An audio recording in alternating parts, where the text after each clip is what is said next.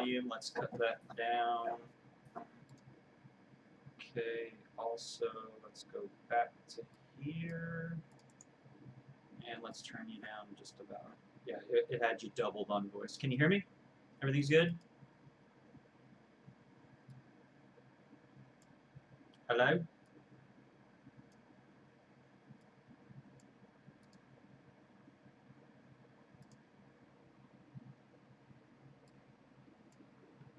Froze on me there for a second. I couldn't hear you if you were saying something. No, we're good now. Cool. Okay, good. Now let me cut, because my stuff is default to like cut up way loud here. Let's see here. Oh. So, Eric, how's your day going, man? Not too bad. How about yours? Good, man. It's going really good. I just had some Schlotzskys. Enjoyed that with the wife. Nice, calming Sunday afternoon, I guess you could say. How was your? For sure. We had the girlfriend and I had some Lucy's fried chicken. Ooh, man, that's the good stuff right there. I like their boudin, man. Their boudin is some good stuff. Their boudin's good. They also have fantastic onion rings too. They like beer batter. Oh, dude, I love onion rings. Yeah. As a matter of fact, if I have chicken, I have to have potatoes or onions along with the chicken. I have to have caramelized onion, or I have to have like some kind of stewed potato, mashed potatoes, something. I'm just old-fashioned when it comes to that. 100%. I agree.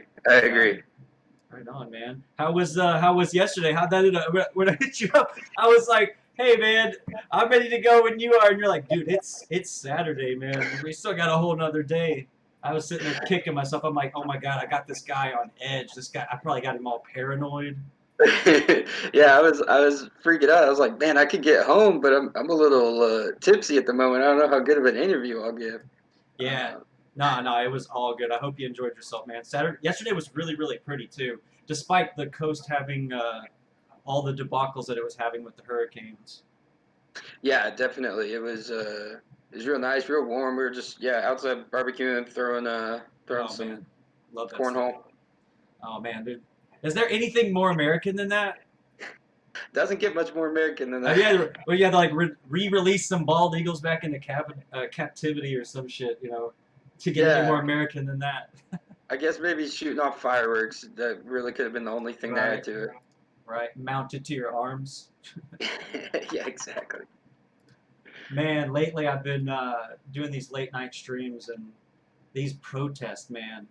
Every day it just, man, it's you know, I can kind of, as a protector of free speech, I can, at times, I find myself rooting for both sides, because I think the ultimate goal and the thing that's being overshadowed from the entire, you know, this entire event that's taking place over the last 4 or 5 months is the fact that people want less government, and they want less infractions by the government, overarching, non-violent, I guess you could just call it a over-enforced regulation. And it's one of those things where people are starting to wake up. I don't necessarily believe in, you know, rationally a lot of the responses that have happened, but at the same time, when you get hit in the mouth enough times, or you back somebody into a corner, you paint anybody into a corner, I feel like it's not a big surprise whenever you see the reactions that you do see. And I think it's one of those things that's up to us to find, ultimately, in the end here, a compromise that we can all agree upon. And I personally started this platform on the 26th of July, and the whole goal of this platform was I wanted to get in where I fit in when it came to a third, just a third option. A lot of people feel like when they go to the voting polls, when they go to, you know, make a decision for who's going to be running them locally and then all the way up to federally. Like, a lot of people just kind of default to the face of the company a lot of the time. And I feel like it's one of those things where, like, you just don't like the guy on the other side regardless of what the party upholds as beliefs. I feel like it turns into just a battle of the lesser of the two evils. And like I said, that was my main motivation in getting this all started and getting this going. So, I mean, pretty much every week I'm going to have 1 to 2 people on. You're the first person to be on the show, so you're in the inaugural event. So everything Awesome. everything that we go over today will be something that I carry over into further programs. You don't have to feel like you're under pressure to answer something if it goes too far. If it's something that you feel like you would be exposing yourself to, maybe over harsh critique, that's completely fine with me. I know exactly how to pivot out of that stuff for sure. And I made sure that if you were looking at the topics that I wanted to give you ahead of time, because I wanted to make sure that this is not something where I'm trying to grill you. This is something where me and you sit down, we discuss problems in society, problems abroad, and we look at other nations. Maybe we look at history, current events, and we'll just try to give the American people and other people internationally, because I have people from all over the world that watch, Awesome. just a more 360 degree palpable definition of what libertarianism is and how it may not be so different from the main two parties that are running right now. So what I want you to do now is introduce yourself to the chat and to the VOD as well, because we save everything on a VOD. This will be moved over to YouTube. And just tell them a little bit about yourself. Okay. What's up, everybody? My name is Eric Guerra. I am the chair of the Travis County Libertarian Party, as well as the political director for the state party, so the Libertarian Party of Texas. I've been a libertarian officially since 2012. I've been involved in the party since 2014, and it's been an eye-opening experience. You get the juxtaposition in a lot of ways of the liberty movement and the Libertarian Party, and in a lot of ways they bump heads a lot. But eventually, we're trying to get to the same place. We're seeking the same goals. We're wanting to move in the same direction. So there's a lot of great liberty folks who take the plunge into politics and work within the party, which is I don't blame anybody who doesn't want to do it, because I get it, and I've been involved in it now for quite some time, and it could be banging your head against the wall for sure. Right on, man. So everybody, Eric and me are going to be basically discussing things. At any point, if you guys have any questions in chat, give me some time to be able to turn my head up there, because sometimes I start rambling, and when I start rambling, then it gets to the point where maybe 5 minutes goes by. So don't, get too anxious there, guys. I promise that I'll try my best to get to every question. And if you guys can also share this, share the stream on your Twitches, on your Twitters, on your Facebooks, because we want to get as many eyes and ears as we can in front of this. Encourage anybody who maybe has questioned you in the past about a third option, something else. This is definitely something that you want to stay tuned for. And you know what? If you can't necessarily get them in front of this live, then I will have a link to the VOD at some point, and that way everybody can share it. They can share this conversation. And like I said, we could get the word out there, get more people involved, and something other than instead of yes, no, or instead of no, yes, when it comes to the duopoly. So I'm going to kick this off, and I'm going to let you pick the first topic that comes to your mind from what I had linked you or sent to you. I'll let you kick it off, and then we'll go from there. Okay. Let's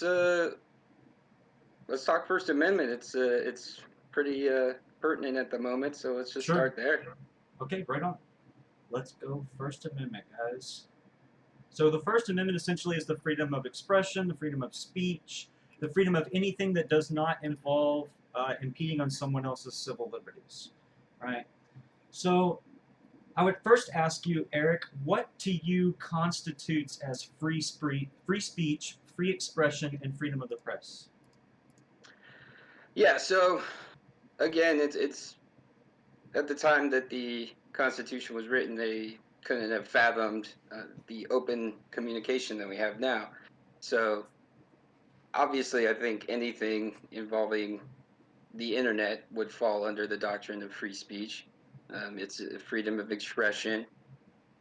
As far as freedom of press goes, I mean, yeah, it's gotten very corporatized to where there's not a whole lot of real journalism going on anymore. But the ability to write an article without fear, to be able to be critical, especially critical of the government, I think, is one of the huge aspects of the freedom of press, to be able to criticize openly government actions that are being taken and to not worry about being thrown in jail or killed as a result of that. So I think that's a huge part of the freedom of press.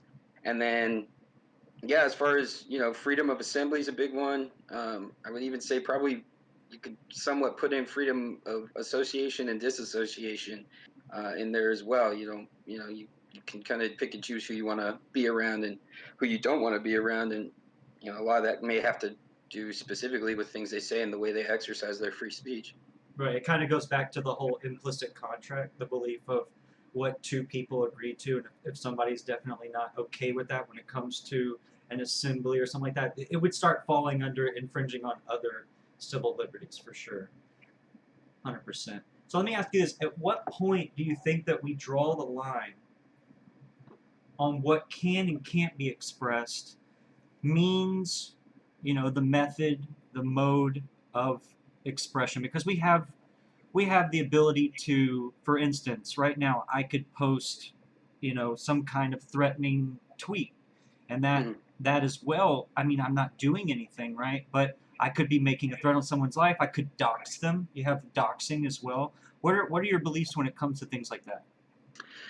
Yeah, so that's an interesting one, especially when you get into social media, because by and large, I'm a free speech absolutist. So there's really not much in the way that I would say drawing lines as far as government involvement. Now, where you can, the classic yelling fire in a movie theater or doxing somebody or stuff like that. Individual companies or individual properties can set guidelines on how they want things to operate. And I think that, is well within it. If you're using social media for free, and they decide that speech that you're taking is not speech that they want on their platform, they're Right. within their rights to kick you off of it at that point. Obviously, this is a hot button issue Sure. with Sure. Twitter and social media kind of being viewed as the new public square. But again, we're at this awesome point in human history with technology where you have the ability to create the rival if you want to. And having grown up myself, I'm not sure how old you are offhand, but I've seen Yeah. us go from Zynga to MySpace Yeah. to Facebook and Twitter. So Right. and Yeah. now we've got, It platforms evolves like always to Twitch. something else. It's like the Exactly. biggest shark kind of comes in and kind of monopolizes the business, because when it comes to social media, the real thing is trying to get everybody. The real thing is everybody comes to a one universal marketplace. This marketplace is just speech and idea, free transfer of ideas and stuff. But yeah, most definitely. I would say, as much as I disagree with getting censored, as much as I probably have gotten in the past, that I would, as a business owner, I would definitely not want to be told that I wouldn't be allowed to run my business as I see fit, as long as I'm not impeding on any, like I said, civil liberties, for sure, 100%. Yeah. As And much as that, go ahead. I was just gonna say, and absolutely, I personally believe that every social media platform should be anti-doxing. Like Sure, that should yeah. be a standard that they get rid of that immediately. So Yeah, because yeah, I it would just agree. it gives such a faceless entity power when you have the ability to dox people, for sure. Yeah. I was going to ask, well, I guess this kind of answers the question: do you believe in hate speech? If so, what should be the punishment? And then, what point is it no longer free speech and now classified as hate speech? And I guess you kind of answered that and hit on it. Yeah, I mean, it's such a vague term, and it gets dangerous when you start giving the government power to punish vague terms, and they can decide, what constitutes hate speech. Right. So yeah, I'm not. I mean, speech is speech. It's the same with kind of like hate crimes. Like you Right. committed assault. I'm not really concerned what your motivation was. Right. You violated the non-aggression principle. That's what I'm concerned with, and you should be punished for that. I don't really care what your motivations were. Yeah. Exactly. It's one of those things where there are already being crimes added. There are already crimes that are indirectly already being committed, and Yeah. therefore the hate speech is kind of a redundant slap on the wrist in compared to physical action, for sure. Yeah, I'm a staunch defender of the NAP. a lot of the time when I find myself trying to figure out exactly where I fall in the political compass, I kind of revert back to, well, how does this affect the NAP? How does this kind of coincide with it? Is it just annoying, or is it actually impeding on somebody? For sure. Let me ask you this. Should the press get in trouble for publishing racially biased news articles? Anything that has to do with the social or economic political spectrum? By the government, no.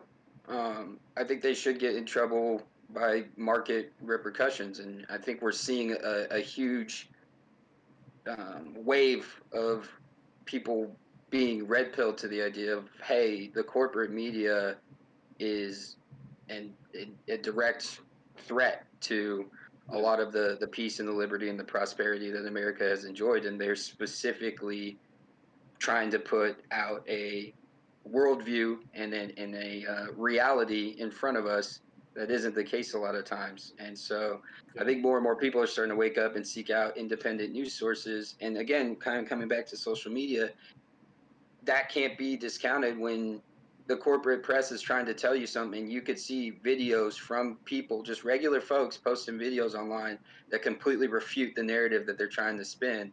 And you could go, well, I'm watching this live. Like Venezuela was a great example. That's Yeah, they're trying to say the protesters were burning food. It's like, I'm watching it live. That's not what's going on right here. And so exactly. just things like that. It's been amazing.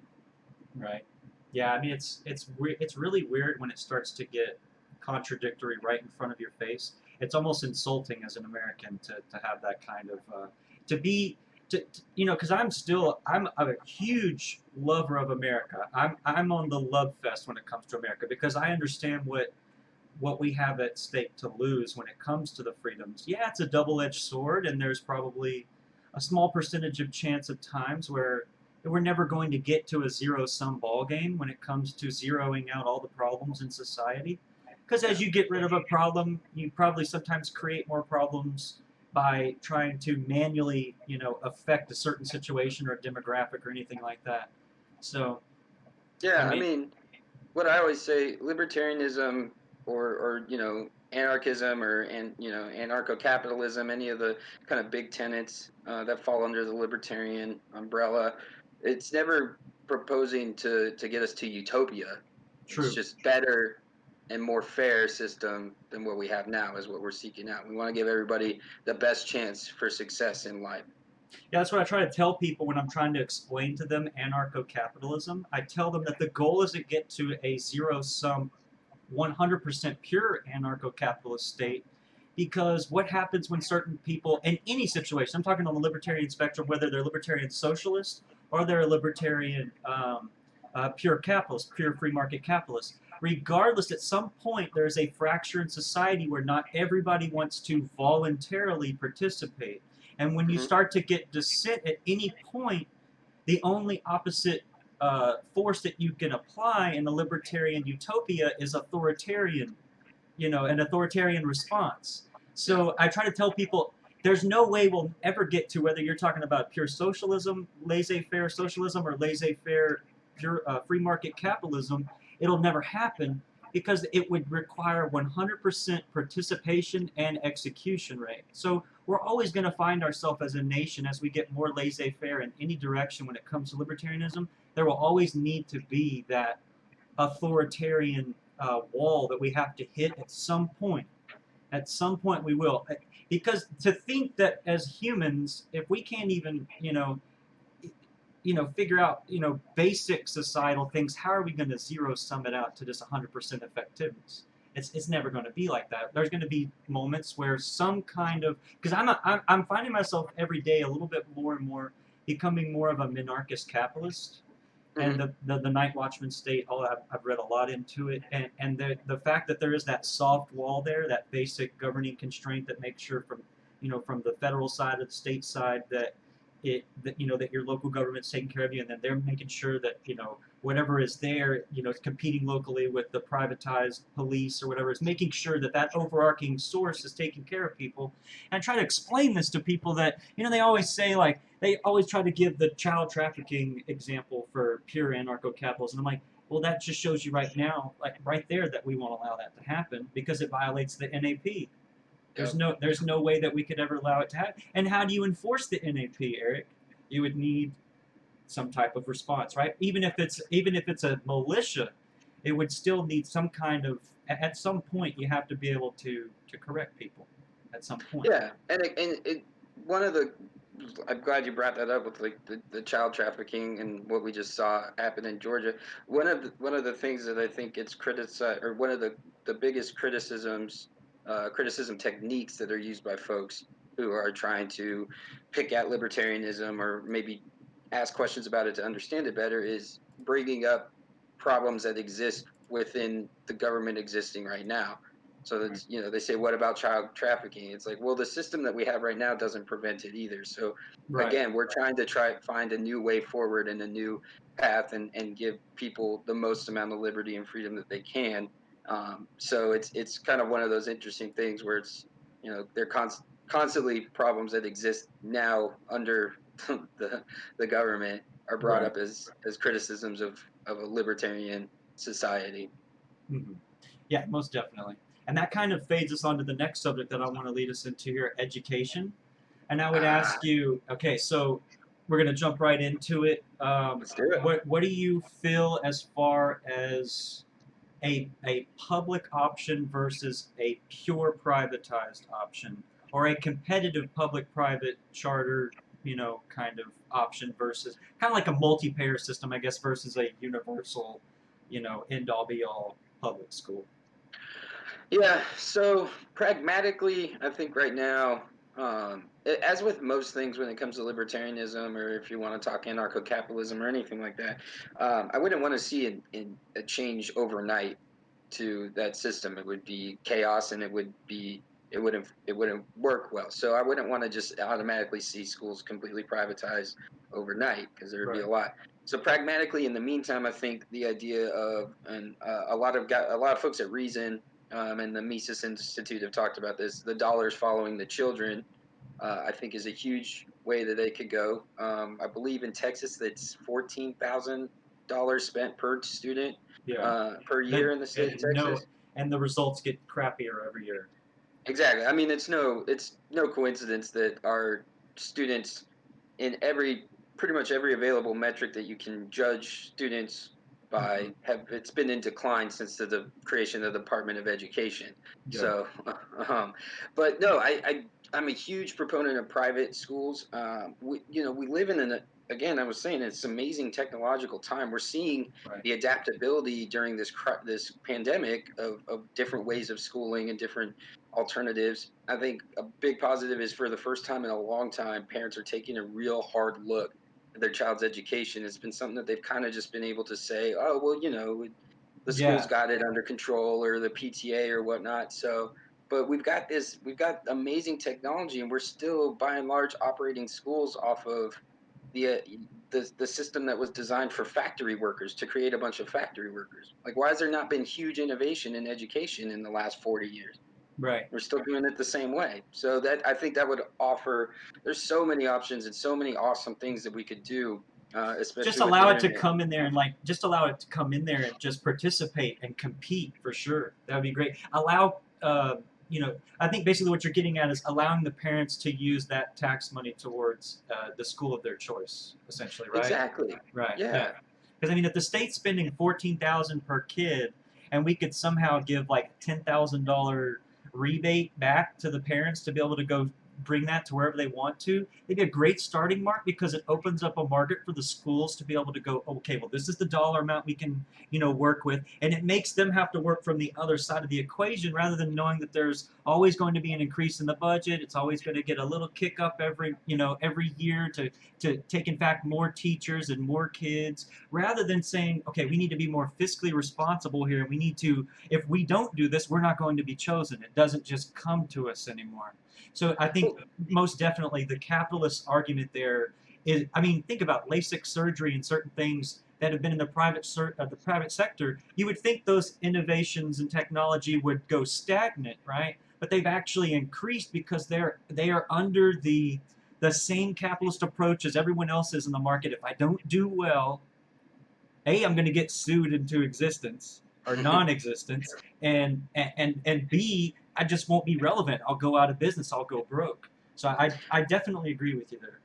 Yeah, I mean, it would make the schools actually, like you said, they'd have to take a look at their books and they'd say, okay, do we need 3 administrators for every teacher anymore? Right. And then they would also have to look at, hey, what's the curriculum we're offering? How can we make sure that we're providing the best education to entice parents to want to send their money here? So Yeah. yeah, it's huge about, yeah, incentives is a huge part of it, but So I big was thinking of something what I've advocated for the last couple months personally. If I personally was running, one of the platforms I wanted to do was give every kid about. I said 5,000. I didn't know that the states were spending. I didn't know naturally we were paying that much in taxes. I don't have any children, and I rent yeah, an apartment, so where I see my taxes go is not in property tax and stuff like that. I just get taxed by the man, and yeah, yeah, that's yeah, about exactly. it. But You still it, pay your fair share for sure. oh yeah, 100%. Yeah, I'm getting taxed for sure. Yeah, yeah. But when I look at that, I just say that like, man, if it's going towards paying that much for a kid, and we can't even for a portion of that, we can't offer parents a rebate that they can file or something, some kind of legislation that we could pass that would give them at least the option to be able to pull that or opt out of that property tax or whatever. I don't know what it would be under, but that money would be redirected. I don't see how that doesn't produce better results. Honestly, it doesn't. I mean, the biggest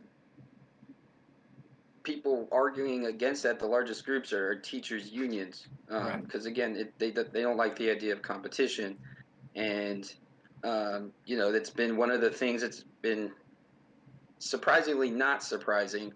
Yeah. That's come out of, I know, a lot of the teachers unions in California and their demands for coming back from COVID. One of them is a ban on charter and private school or charter schools specifically. Um, and so yeah, it's seems less and less like the Wow, they're just student. trying to zero out the competition essentially. Yeah, I it didn't seems know less that and that was less like going the on. student is the concern, and it's more about protecting the job that they have, and that's been an interesting thing to talk with people on the left about too. Is I tell them, the energy that you've got for police unions, I agree with, but the same thing goes for teachers unions as well. They protect bad teachers, Yes. and They it's the so same they problem they there. keep congealed terrible entire teaching associations for sure. Yep. Yeah, I Yeah. mean, and you're only as good as your worst teachers. Those are the people that show up in the news. Those are the people that you don't hear about the good teachers all the time. All the ones you hear about are the bad ones or the bad grades or the failing schools. You never Yeah. the exemplary schools. It's just kind of like, oh, well, you should be that way.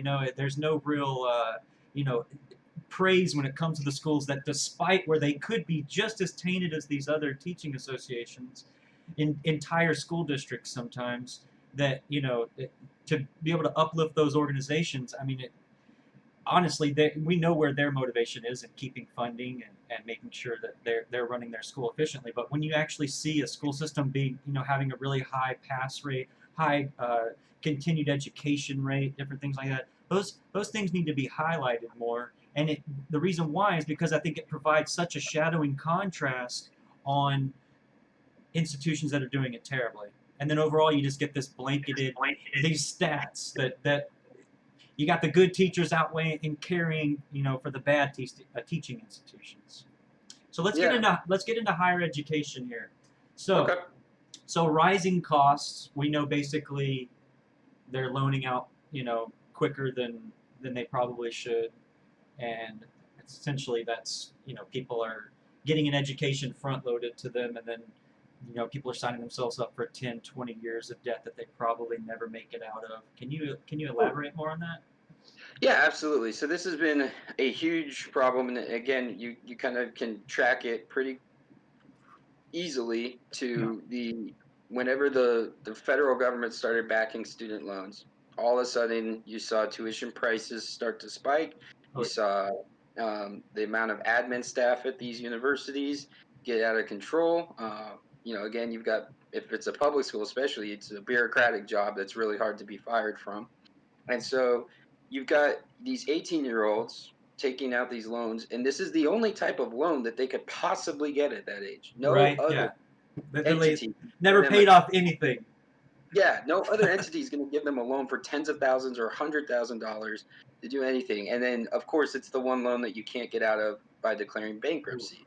So it's just become this huge snowball. We had an entire generation being told that they had to go to college, and so we had everybody trying to get there. You had loans that were easily accessible, and now we have a bunch of kids who, are sitting here like, how am I ever going to pay these off for the amount of money especially that the especially the people that picked the wrong degree. They picked the wrong field. At that point, you've set yourself up for the last half of your life, essentially having to pay this off and get this off your back, and then yeah. probably having to go back for further educational things, having to go to a trade school or something to make up for the fact that your fine arts degree didn't work out. I have a composition and theory degree in music. It has done nothing for me. I went back to my hometown, Uh-oh. tried to go get in line, tried to become a band director. So many people ahead of me waiting to get that job. They have so much more experience than me. It kind of just hit me right in the face, just like, you have wasted your time and you've wasted your money. Now, luckily, I went to a community college and I paid all my stuff in cash, and it was in 2007. So it was before the inflation really started. I mean, I remember being able to go and including your books, it was $600 for a semester. I can remember Wow. that. Yeah, including books and everything in Arkansas. And I mean, those times are long gone. I don't even think you can get books for less than $600 now. No, no, I don't think so. I think what we are going to see out of this pandemic, though, I think the college bubble is probably going to burst at Oh least yeah, somewhat. And I think what we're going to, because you have these schools that are going to be charging the same for the online Zoom courses, and you're going to have a bunch of students. You have professors that aren't prepared to teach that way. And so you're going to have a bunch of students who are going through these classes, and they're going to be having to like Google and YouTube to figure out, how to get through this class to find these answers, and they're going to realize, wait, all this is on the internet for free. What am I paying for? yeah, And YouTube. yeah, it's there's so much that I mean, you got the Khan Academy one is literally free, online courses. You got all kinds of different, um, you know, I think MIT has put out a bunch of their courses online for free as well, Yeah. and it's just less and less. It's you more and more people are realizing you're paying for your name on a piece of paper, and you're paying for a 4-year kind of vacation Club. experience. Yeah, you're a Yeah, club. You were in a club, and because you were in that club, supposedly that means that you got this box of talent in the mail that nobody else got, that allowed yeah. you to be better than the other person, for sure. So let me ask you this. Can you think of I mean, I'm not trying to put you on the spot here, trying to write legislation right in front of us, but Yeah, can you think of anything right off the bat that we could do that could take the burden of school loans and make it less than it is? Or are you in the basket kind of like me, or I'm not as forgiving as others when it comes to signing yourself, because I've always paid off everything I've ever borrowed. And my grandfather, I was raised by my grandparents. They basically taught me from a young age, don't write a check that your ass can't cash. Which, yeah, yeah, never sign yourself up with a verbal agreement or a handshake if you don't have a plan to be able. And that's why it took me until 2015 to get my second car.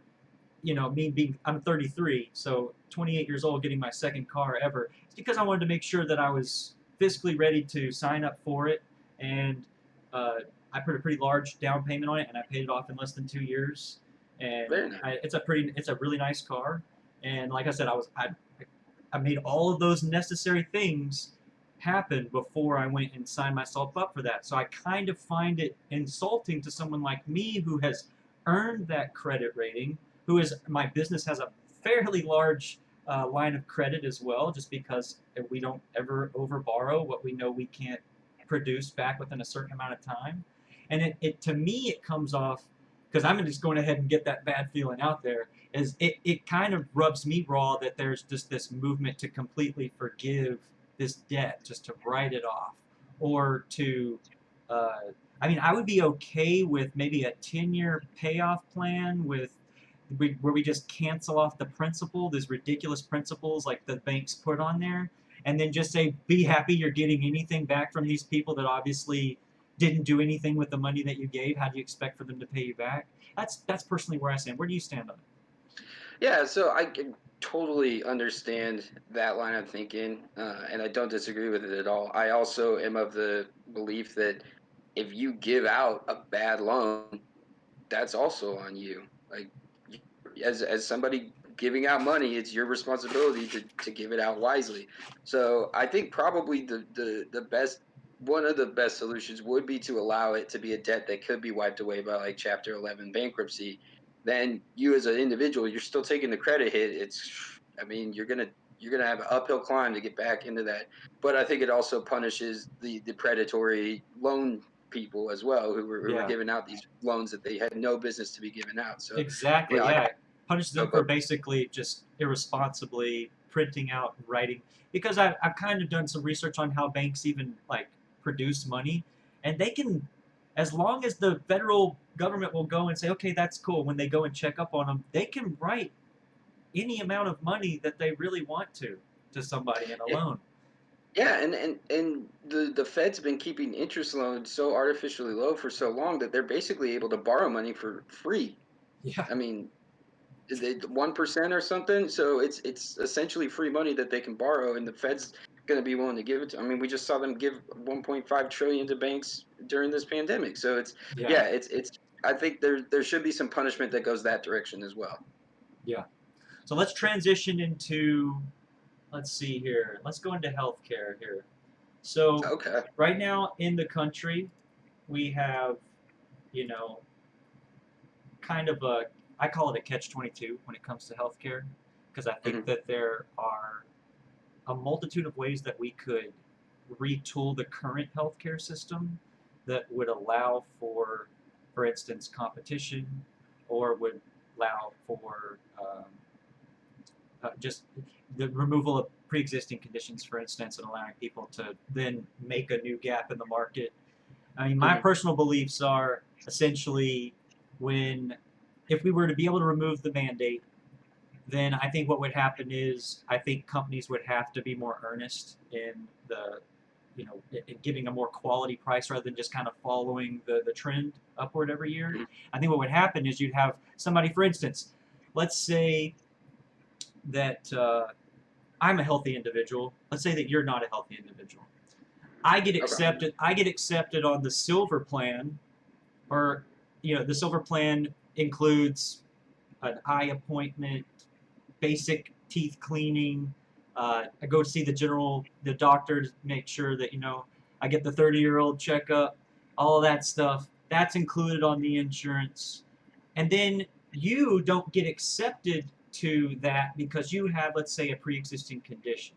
Now, I personally believe as a capitalist that what happens is as your statistic grows in that pie, I think that people with brains in economics will realize that there's a whole gap in the market that's not even being served.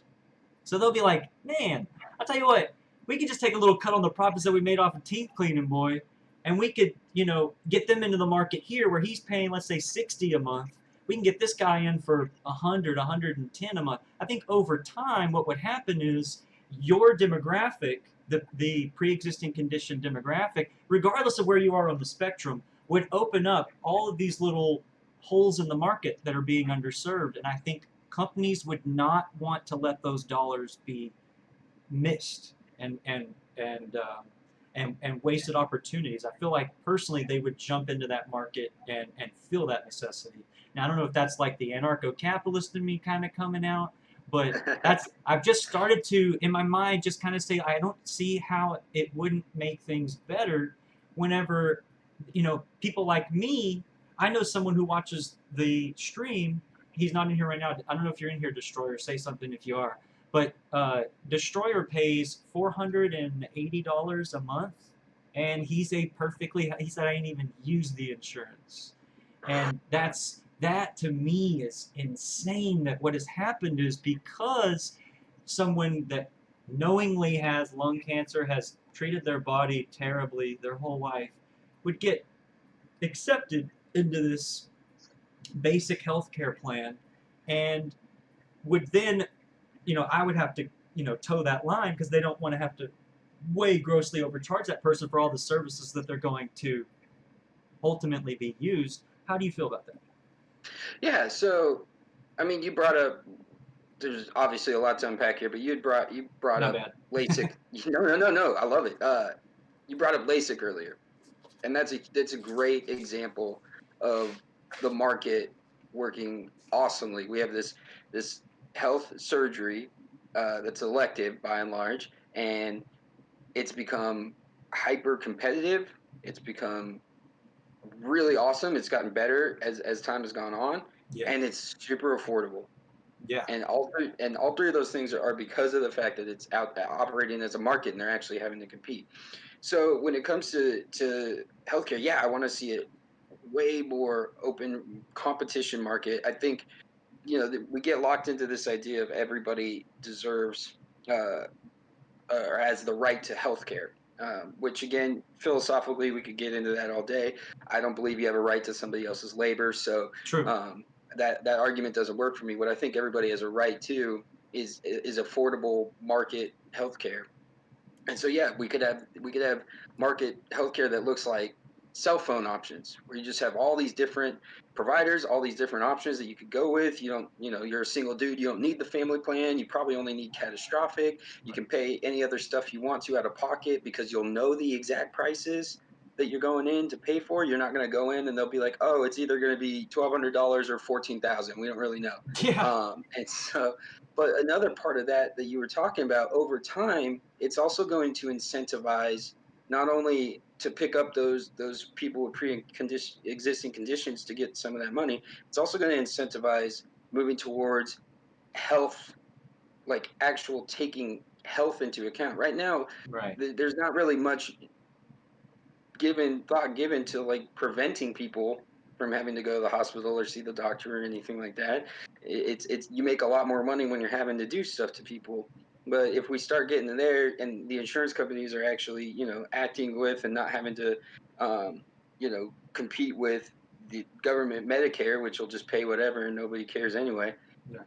you would have an incentive of like, hey, if you want to have this really awesome insurance, these are some qualifiers that you need to hit. We want you to go see this nutritionist as part of, the insurance plan, and you could have all these different things where there would be real incentives. So like, let's make our people healthy so that Right. we're not having to worry about Rather than an the overall blanket like we've got you covered, it would be like a mix and match menu of a subscription based service that you would yeah, be, opting into. Obviously, not everybody needs to be paying for, ventilator care or dialysis treatments, and exactly. those things are expensive. Those things are Yes. very, very expensive. And like you said, the right to my labor, the right to your labor, those are things that we really need to take in consideration when we're considering what we're signing people up for in the long run. A lot of people are really quick to give away the general public's money. They're very, very quickly. They don't realize how quickly that will affect them. And if you're a person who has pre-existing conditions, this probably seems like a great idea to you. But I think at the same time that one could sit back and understand the effect that this would have overall in society, Hmm. rather than the anecdotal evidence of it helping certain people that are in need, that need it. I mean, obviously, you're going to always have anecdotal, examples of where it's not a zero-sum ball game like we were talking about earlier. Well, It's yeah, and I think we're starting to see, unfortunately, aspects of healthcare becoming politicized as well. I've seen people that I know on social media who are in the healthcare field Mhm. making the claim that obesity isn't real.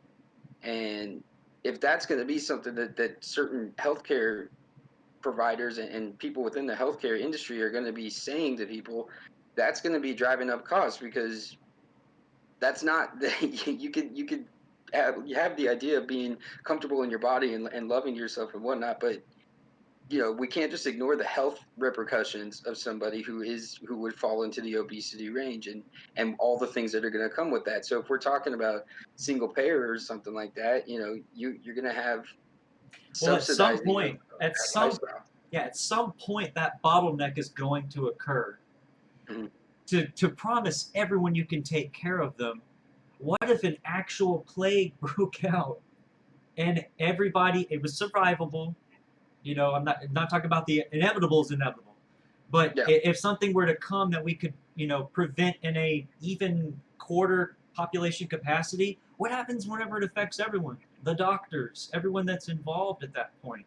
It's not that capitalism would have done a better job. It's that you've sold a lie and you've guaranteed taxing someone up front for something that when it mattered to them, you didn't come through.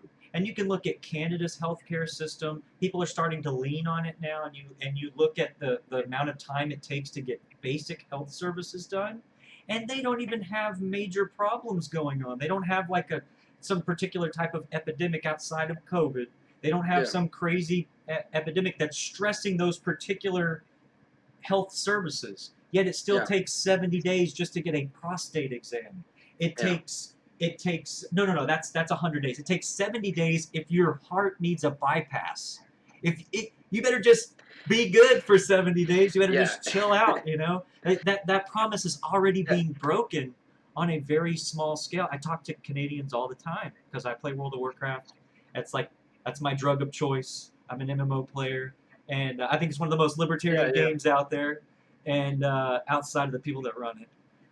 But I talk to a lot of Canadians all the time, and they talk about how just absolutely cruddy that their healthcare system is, and that a lot of the times they find themselves just spending more money and paying for it out of pocket just to go to America and get it done. And isn't that just so contradictory? You hear of Bernie Sanders talking about driving across the border to go pay for pharmaceuticals and stuff, but then you never hear about the fact that if you even want to see a doctor in Canada, that you gotta wait months. Yeah. Or the other thing that happens if you have a situation where we've seen twice in the past 5 years where they determined that a newborn infant, it wasn't worth trying to save anymore, and Yeah, they ordered police officers to stand outside the door to make sure nobody went in to help, and one of them specifically, Italy, was like, no, we'll cover the cost to bring him out here to try. And so you get into that. I mean, yeah. you're gonna, if you're sending people to stand outside my child's door to make sure it dies, you got to be ready. You got to tell those people they got to be ready to die themselves, because That's that's another not going to thing fly with too. me.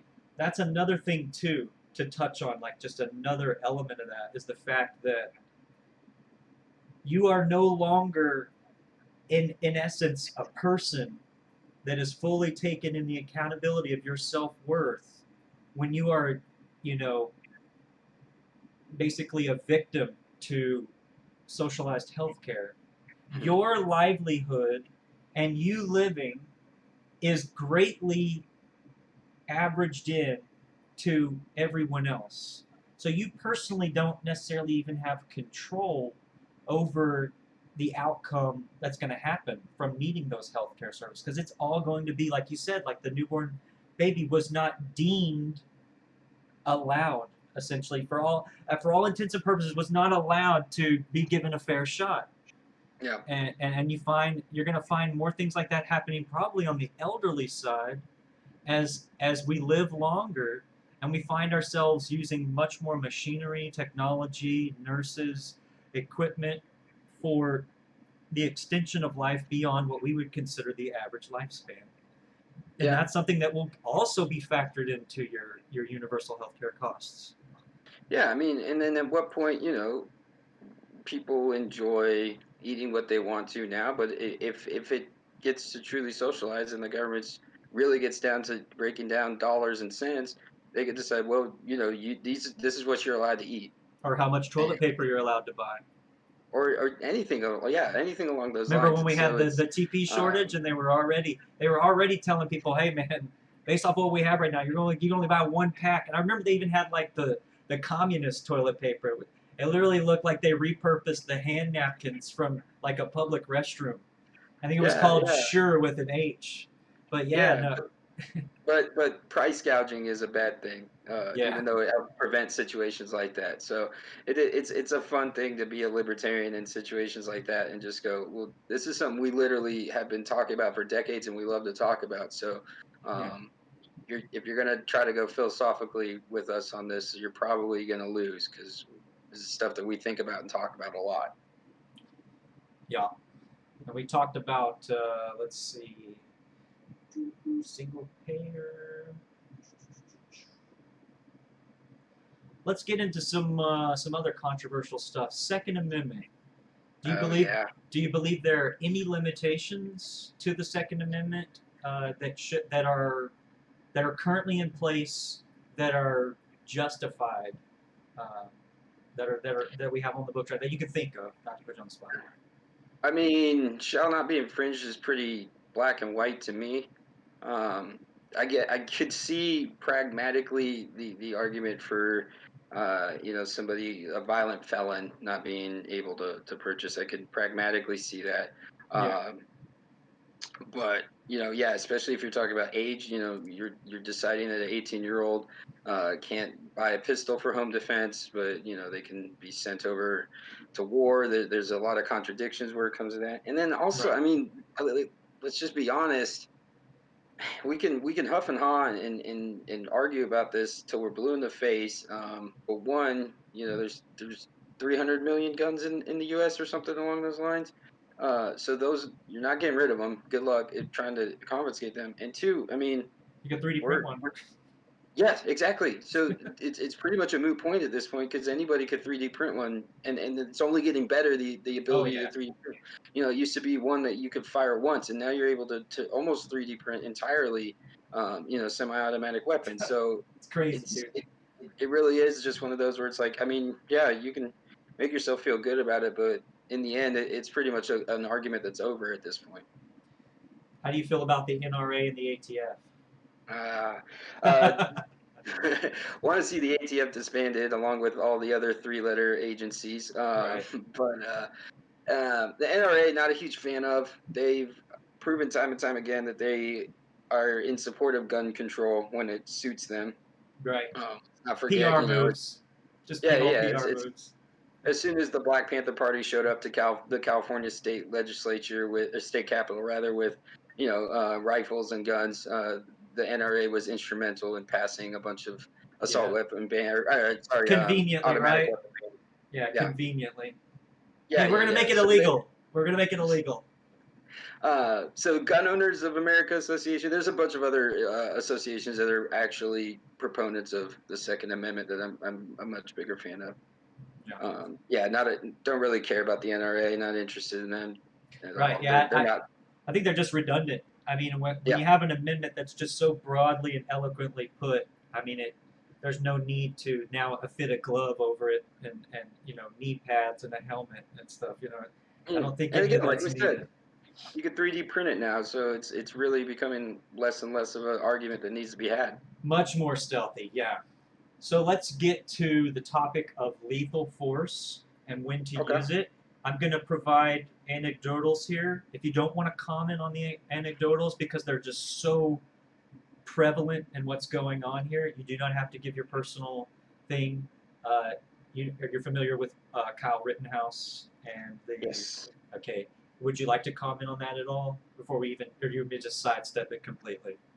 Yeah, yeah, yeah. No, we could talk about it. Okay. I don't shy away from things. Okay, good, good. I just want to make sure. I just want to make sure that I'm not trying to put anybody on the spot. Like I said, this is not to break any libertarians back here. This is, like I said, to explain things to the audience, to provide yet another VOD that we can just ship out to the internet and inform people. So, Yeah. for everyone in the chat, most of you guys know y'all were here about 4 nights ago. A young man, 17 years old, Kyle Rittenhouse, who was staying in Wisconsin. Now we know those facts. He was from across the state lines, but he did not bring the AR that he was presenting at the time. It was already registered in Wisconsin. It was not an illegal firearm. The thing they're trying to go after Kyle right now is to nullify his self-defense. They're essentially trying to go after Kyle Rittenhouse for illegally open carrying the weapon. Now Yeah, there I are, think 'cause he's under 18, right? yeah, if you're under 18, you have to. The penal code says that you have to either be 18 years old or you have to have. I think they're just saying hunting license, but it said submitted for hunting approval. You must submit Oh, for hunting approval. So I think essentially a hunting license. So if Kyle can provide that he has a hunting license, where I'm sitting at, from what I watched the other night, I think that the young man, as boneheaded as as you could be to put yourself, I think it's pretty brave at the same time. I think you could be stupid and brave at the same time. And Yeah. to defend his family. This is what I'm getting purported. This is what I've heard. I don't know 100%. It's not, the court of public opinion will have their opinion on this. But essentially, his family was friends with the business that he was protecting. They had Yeah. essentially deputized him to be a part of their militia, which also in Wisconsin would make someone as young as 15 years old be able to hold a weapon. The only thing that he wouldn't have been able to do was open carry unless he had the submitted hunting approval. But he did have permission to be there. Everyone in the group knew who he was. His mother was also out there with an AR-15 helping the neighborhood out. He was lifeguarding there for like the last 2 weeks. He was also volunteering time once the vandalism really broke out and they started burning things down, once the riot kind of got out of control. He started volunteering to like scrub things. There's a lot of pictures and videos of him also wearing a medic bag, saying that he was there to also run in if there was danger. He was going to be running into danger to help people. I think there's also a video of him taking mace to the face at one point and then still helping someone out. And the news, for some reason, is neglecting to play that out. But as far as the actual act of self-defense, I'll let you go first, Eric. I'm pretty much, I think he's 3 for 3 on defending himself. How did you see it? Yeah, so this has actually been a really interesting thing to watch as a libertarian, because it's kind of split libertarians into two camps as well. There's a lot of folks who don't like what he stands for, being a Blue Lives Matter guy and that kind of thing. Again, I agree with you. It was boneheaded. I think he went into the situation with, I don't know if the full desire, or intention to get into that situation, but kind of maybe wanting to get into that type of situation a little bit. Yeah. This is something I've talked about before on my podcast, where you've had this action by Antifa and the left for quite a few years now, and I was saying, you keep poking this side that's armed, and I don't think you want to see the results of what happens if you continue to poke at them. Yeah. And we're starting to see that now. So yeah, so I mean, it's one of those things where, can we just have an honest conversation about it? Because he brought a gun from across state lines. Well, first of all, across the state line is 30 minutes away. Yeah. It's right there at the border. First of all, Right. second of all, you cannot continue to think that you can assault people and that's just going to be fine. Again, he had already shot one person, and he was calling the cops about that when he started being chased, and then he ran, and then he fell. And you saw the guy hit him with the skateboard. You have the other guy there who had a Glock in his hand, and so Yeah. This at guy that walks point, up. This guy walks up. He shows his hands like this. yeah, Watches his buddies get wasted, and tries to walk around him and then pull his gun. That's why whenever he walks around him like this and he kind of hops like this, because he was going to try to pull the gun really quickly. They have steals of his. What he tried to do was he tried to literally let his friends get killed so he could have an opportunity to kill. The last guy that got his bicep blown off. Yeah. And when I see that, I see just textbook, and it's one of those things where, like, if a felon has a firearm and they defend themselves in their own house, the force that is justified, but he'll still go to jail for having the firearm. But he will be justified in the force that he uses. So even if Kyle Rittenhouse is, convicted of not having the hunting license and that he was open carrying illegally, then it still doesn't justify the fact that this guy was throwing things at him. The first guy chased him. He had to defend himself after being shot at by other people as well. There were a whole bunch of other people that had guns out there. And to think that he was the only one that had like a gun on the ground, I think that's just very dismissive as well. And the fact that he's running like this and you hear gunshots going off all the time, I mean, everybody's on edge there. And if you're a fan, at what point, this is one of my big arguments for this whole 2A argument and justifiable forces. I feel like there's a force. I sound real like you're at church. There's a force at work here.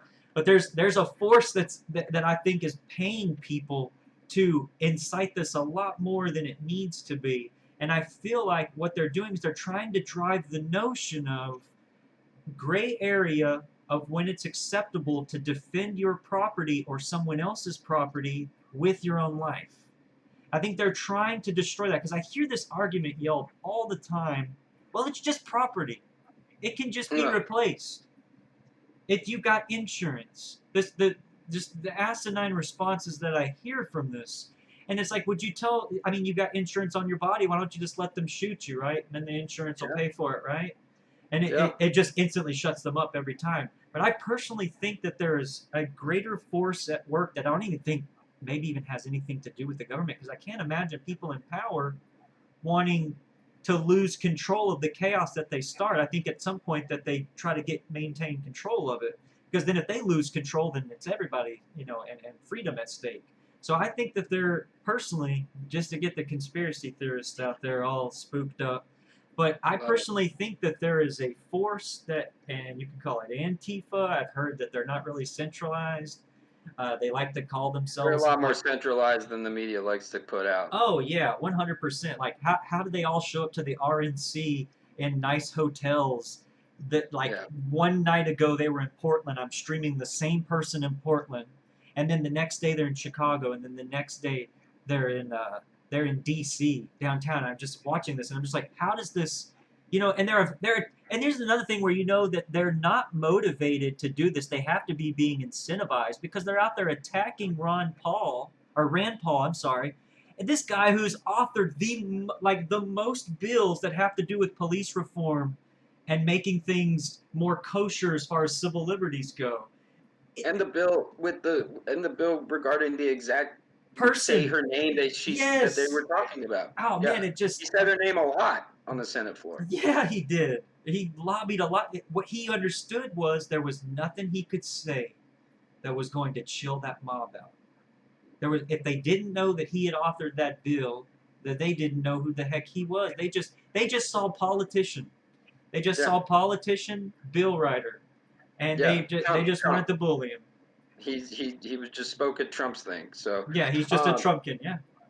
Yeah, no, I think there's validity to that as well. I mean, we saw a bunch of people from Seattle that were arrested in Kenosha filling up gas canisters and whatnot. So there's definitely seems to be an organized aspect to this, and people who are semi-professional rioters, for lack of a better word, who are going around into these different places and everybody's like, how are they not a team or centralized when they show up with literally the same tactical gear on the same and of the crowd, more than half of the crowd buys a press pass.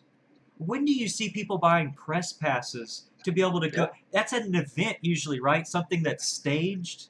Yeah. Like your city knows kind of what's going on, and over half the people that are in these riots in Portland and Seattle, of my own research, you check all the VODs. I've got 33 days of VODs since I started, and literally, you just have people that are, more than half the crowd tries to get away with the I'm press, because press gets a little bit more of an immunity when it comes to police interaction. They get to stand a little closer to the the crap as it's going down. They get to be a little bit more they don't get treated as like, hey, you need to get the heck out of here. Like they're objective, and a lot of the times the police officers don't know who is on their side. And more cameras, if you're doing everything right, is actually a good thing. So they're not going to get onto the press most of the time. But that's what I've personally noticed is just there's this format that's being followed. And this format, you're seeing it professionally duplicated. I've seen people on Twitch that have made their careers just off of covering this stuff. And I'm not talking about a little bit of money. I'm talking about these people probably make 150 to 200,000, maybe even $250,000 a year in subs, interactions, advertisements, because they're bringing in all these professional stream views, and they're amassing 3,000 to 10,000 viewership every night. And you think 1 out of 100 people giving you a donation, that's like 500 donations a night. Yeah. It gets insane when you start looking at these numbers, and you see that all of these streams as well, just so that they have the rights to show those multi-views, they're sharing the donations with the National Lawyers Guild or whatever it is, the NLG fund that you always hear them talking about. And that's Oh, what that is it's a guild of lawyers or a faceless entity posing as lawyers that goes and bails these repeat offenders out every night instantly. I've seen a guy get arrested at the beginning of the night. He was already released on bail and back at the courthouse steps that night. Like, that's how yeah. ineffective that this is. You know? Yeah, and it's been something that I follow Andy No, so I've been seeing this bubbling over in Portland for a while now, for Oh yeah. probably 4 or 5 years at this point, and starting to see it. And it's a problem that the left has continued to ignore or downplay over and over, and it's something I've been warning about. And now we're seeing the right responding in kind. You're seeing a lot of videos of Trump supporters fighting back and punching and attacking people as well. Yeah. And this is an escalation that I've seen coming for a while. And again, like I said, you can have a lot of wrong decisions that lead to a decision that's justified. Right. And which is when in the case of Kyle, like, yeah, I mean, there's a lot of wrong decisions made by a lot of people that night. Again, we cannot keep the government out of this and their culpability in this. We've seen in city all throughout the country as this has been Yeah. going on, the cops and saying, hey, hands off, have at it. We're not going to protect any private property. The only things we're going to protect are government property. So good luck. And meanwhile, all of those citizens paying fat taxes to keep those police on the hog. And Yeah. you have I don't know if it was Governor Abbott that said that he would give property tax owners the He said, ability to opt out of taxes if their police gets defunded or something like that. he said that if a city defunds the police, they're not allowed to raise property taxes. Ooh, yeah. See, Yeah. yeah, that's a So, good start. That's a really good start from the other end for sure. yeah. I mean, that's the thing too. It's defunding or different options to policing is something that libertarians love to talk about, privatizing security forces, all that kind of stuff. But that comes with the caveat of, if I'm talking about defunding the police, that also means that it goes hand in hand with, they're not enforcing victimless crimes anymore. They're Yeah, not focusing on sitting around waiting for somebody to speed past them so they can give out a traffic ticket. They're right. actually out there whenever there's violent crime, they're dealing with that. Yeah, And then anything else is, let's get back to when the police officers actually knew their beats and knew the people in the neighborhoods that they were taking care of, and they were right. on a first name basis with these people, and able to get to that. So it's, when you see these cities that are just defunding the police without that caveat, where they're still going to be expected to be Yeah, enforcing all these same dumb load but laws. less. Yeah, same load with less resources. You think about it, like, how can you expect to make anything better that isn't performing better by giving it less? A Yeah, lot of the times that less could really be subjected to. It could be less money, more training. There's a lot of ways that you could interpret that, but most of the time, blanket statement. When you give an organization less, it very rarely performs better if it wasn't already performing better. At that point, if it's already performing well, you're trying to just make it more conservative and more fiscally yeah, responsible. yeah, But streamline stuff, whatever it is. yeah, exactly. But I agree with the private security task force that would be specialized in handling different things like uh, asset forfeiture or repossessions, uh, Yeah, stolen merchandise, different things like that for sure. Having some people call it a social worker, but I don't want to call it a social worker because I just see someone with like a pantsuit on going with like a stack of folders showing up at your house. That yeah, wouldn't be what I would want somebody to be, because there was a mentally ill young man. 27th of August was a retired veteran and probably a little bit younger than me. I don't know his exact age, but there was a call for the police to show up.